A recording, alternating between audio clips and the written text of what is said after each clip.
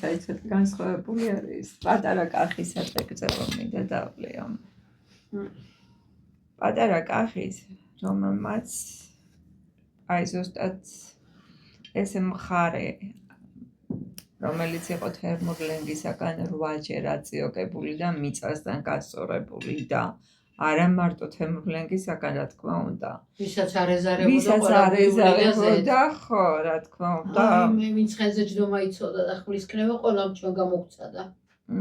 საოცრება არის რომ იცით წარმოიდგინეთ რომ ძირფას მეზობლებზე რო აღარაფერი ვთქვა ირგვლივ ყავს აი ეს მუცოს მცველი გოვარი შეთეკაურები არიან აი სწორედ ის ჩოლოყაშვილები რომლებიც არიან ესენი არიან შეთეკაურები და მუცოს ტოვებენ და გადმოდიან რატო იმიტომ რომ სწორედ აი ეს ბარაქიანი მიწა აი მართლა გინდა იქ რომ მიდიხარ მართლა გინდა რომ მიწას მოეფერო ეს სხვანაირად ხო რაღაცა ნუხიერია მსუქანი არის აი რომ მივდიოდით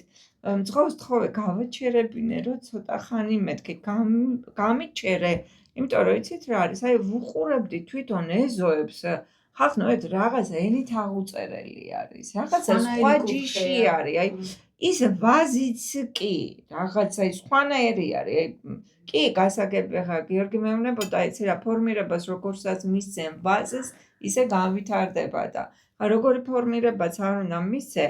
აი რაღაცა ის საოცრება არის იცით რომ იმაშებოდი რომ აი ცალპირა დოქის აი დოქი რო იყოს რაღაც აი მისი კონფიგურაციის არის თითქოს პირდაპირ მიგანიშნებს რომ აი ეს არის ამ თაებრივი სითხისათვის არის განკუთვნილი და სწორედ აი ეს მეფე რომელიც ცით რა არასოდეს ფხოველს მეფე ერეკლე არასოდეს პატარა კახი არ აღუქვია როგორც მეფე ანუ ეს იყო მათი თანატოლი იყო მათთან ხო გმირი რა თქმა უნდა და მათთან გაზრდილი 9 წლიდან იქ იზრდებოდა ერთად იყვნენ შეზრდილები და არის ამაზე საუბარი რომ პირდაპირ გუდანშიო შედიოდაო ანუ აი საღვთო სალოცავში შედიოდა ერეკლე მეორე და არის ნუ ასეთი შეიძლება თქმულება არის მაგრამ ესეც ძალიან ლამაზი თქმულება არის რომ ყოფილა ერთი ხევსურები და ბრძოლის დროს მეფეს გასტეხია ხმალი და უთქვიათ რომ იცი რა შენი ხმალი უნდა მისცეო და არა მეფეს ვარ მივცემო ჩემ ხმალს მაგრამ ბრძოლის დასრულების შემდეგ მე თვითონ პატარა კახს უკითხია რომ კი მარაო რომ გითხრეს რომ ხმალიო მიეცი მეფესო რატო არ მომეციო იმიტომ რომ არ დავბადებულ ვარ ამასთან ერთად თორე განუყრელები ვართო ჩვენო შენ რა გინდა მითხრაო ერეკლე უნება რომ შენ ხმალს ამოიცნობო ნებისმიერ ხმალში ამოვიცნობო და ველზე დააწყობენ ზუსტად იდენტურ ხმლებს და გადააფარებენ ნაბადს და მიდის ეს ხევსური და პირდაპირ დაიღებს თავის ხმალს და ამოიღებს და მე ეუბნება მეფე რომ ესე იგი შენო ნამდვილადო ღირსი ყოფილხარო რომ მე რო ხმალი არ მომეციო იმიტომ რომ ის ყოველთვის შენთან იქნებაო და ეს იყო რაღაცა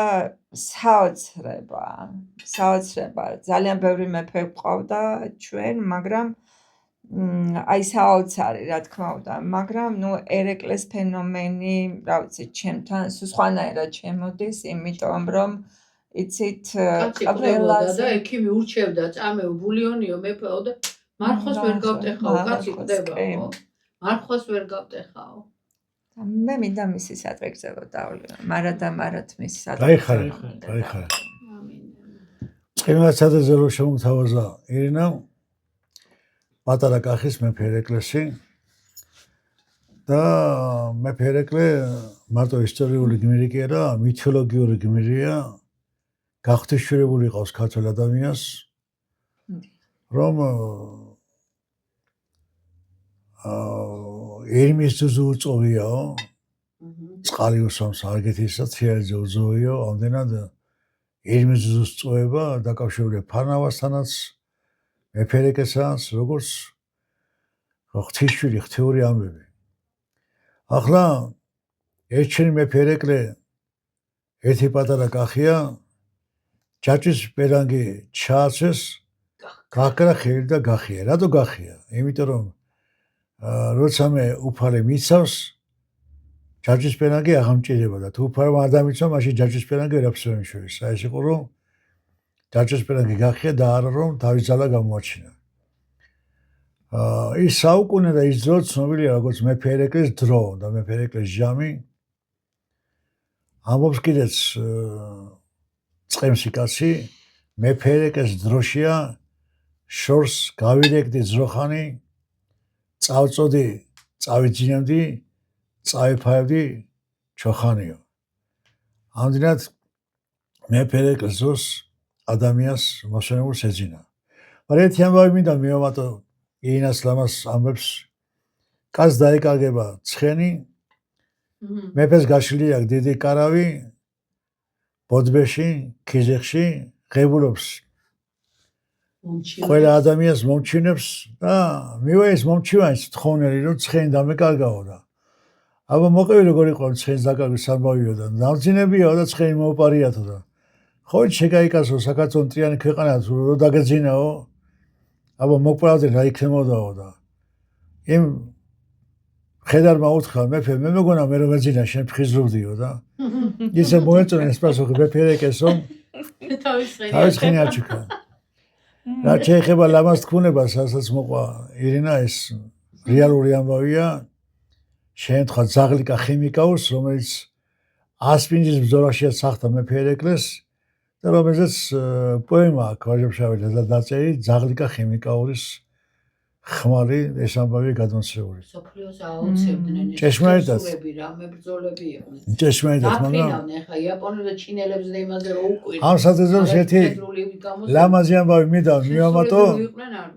ის გოგონა ინგილე გოგონა რომელს ქლიავი გადმოაყარა ყოფილა გვარად ხელაშვილი. აი დიდი მიხა ხელაშვილის გვარისა. აბა ახატელი. დედა მეფერეკლეს სახეს. აბა რა სპარსელის ხუდი დაგიხურიაო, შენ თუ მეფერეკლე ხარ.